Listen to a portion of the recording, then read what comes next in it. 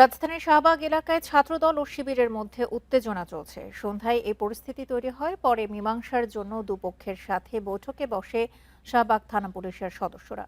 ক্যাম্পাসে গুপ্ত রাজনীতি ও প্রধানমন্ত্রী তারেক রহমানের মেয়ে জাইমা রহমানকে নিয়ে কটূক্তির প্রতিবাদে সন্ধ্যায় ছাত্রদলের নেতাকর্মীরা শাহবাগে অবস্থান নেয়।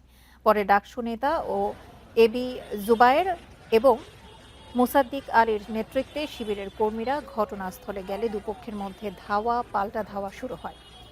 এক পর্যায়ে জুবায়ের ও মোসাদ্দিক শাহবাগ থানার ভেতরে ঢুকে পড়েন। এরপর ছাত্রদল কর্মীরা থানার বাইরে অবস্থান নিয়ে বিক্ষোভ করেন। শাহবাগ এলাকায় এখনও উত্তেজনা বিরাজ করছে।